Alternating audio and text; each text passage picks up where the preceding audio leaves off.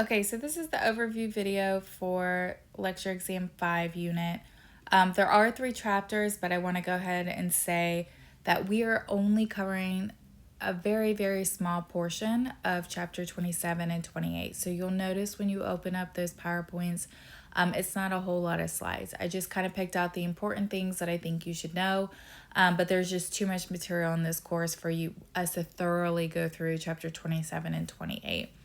So chapter 27 is going to be on the reproductive system. So we're going to focus really just on the structures and the processes required for the gamete production, for fertilization and hormonal regulation. And again, just the surface. We'll talk a little bit about the differences between the male and female reproductive physiology, and a very small amount about the nature of the female reproductive functions. Also, chapter 28, that's going to be on pregnancy and human development. So we're going to shift focus a little bit to events that are kind of occurring or spanning between fertilization and birth. So the main goal of this chapter is have a general understanding of the early stages of embryogenesis, implantation, placental formation, and a little bit on fetal growth. Chapter 29 we'll cover in fairly good detail, and we're going to talk about heredity. So we're going to be connecting genetic mechanisms to phenotypic traits. So phenotypic traits are things that we can actually see, for example, hair color, something like that. So we're going to review principles of Mendelian inheritance. We're going to talk about patterns of dominance and recessiveness, and more complex modes of genetic expression, including incomplete dominance, polygenic traits, and environmental influences. We'll talk a little bit about chromosomal abnormalities, genetic variation, and the molecular basis behind gene function. So there's a little bit of genetics problems. On your lecture exam, you would only be responsible for a monohybrid cross. Now, there's 3 important monohybrid crosses that I would be aware of, and that's complete dominance, incomplete dominance, and codominance, and then we also have sex-linked. Dihybrid crosses, while you should understand what a dihybrid cross represents, you would not have to solve any of those on your last lecture exam.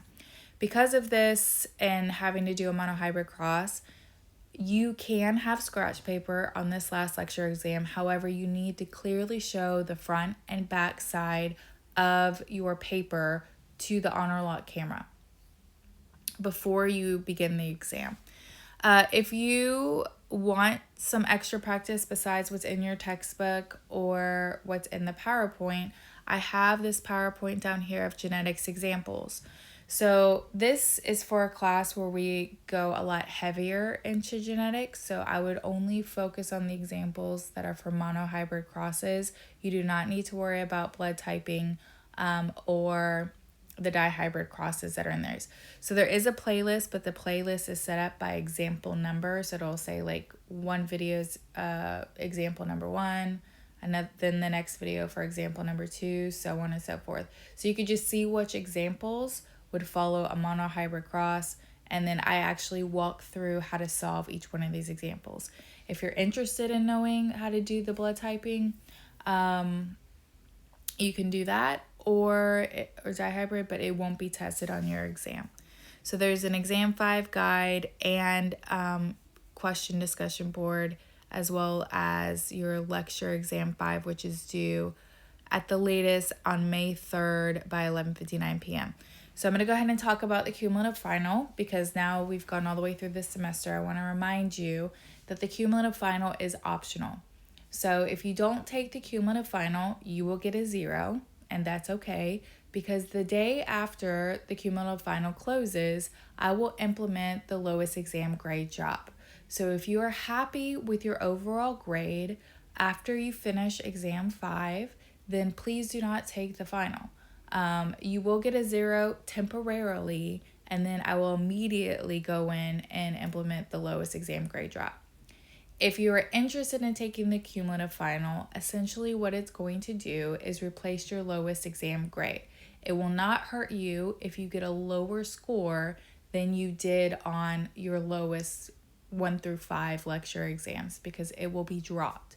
The best way to test it, because I don't have the exam grade drop implemented now, is to look through your grades, find your lowest lecture exam grade, and use the what if function in Canvas to replace it with what you think you could potentially get on the cumulative final.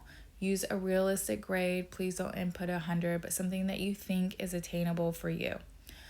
Then you're going to have until not long, Wednesday, May 6th at 11:59 p.m. to go in and take the cumulative final. So it's a couple days after lecture exam 5 closes. You might be like, well, that's only 3 days for us to study for a cumulative final. Well, you could take the lecture exam 5 well ahead of its due date to allow yourself more time to take the cumulative final. I do want to point out that there is a cumulative final guide, and there are 50 things on here that you should review before you take the cumulative final. And what this corresponds to is what that questions on the cumulative final are pertaining to. So for example, number 5, it says, how is iron stored and how is iron transported? Well, iron is toxic. Free iron is toxic, so we can't just have free iron floating around. It's in complex with some sort of protein. What the complex is referred to, whether it's stored or whether it's transported, is different. So it's not telling you the exact question that's going to be on the exam, but it's telling you that question 5 is going to be pertaining to iron storage and transportation. Same thing with like 6. It says granulocytes versus agranulocytes. Is it necessarily asking you what's the difference between the two? No. It could be asking you which of the following leukocytes are granulocytes, or which of the following formed elements would be an agranulocyte, something like that. So it's giving you an idea of what to study and what that particular question is going to pertain to. So if you look at this and you study this, you should be fairly successful on your lecture exam, on the cumulative final. Okay, please feel free to reach out if you have any questions. Other than that, you are almost done with this course.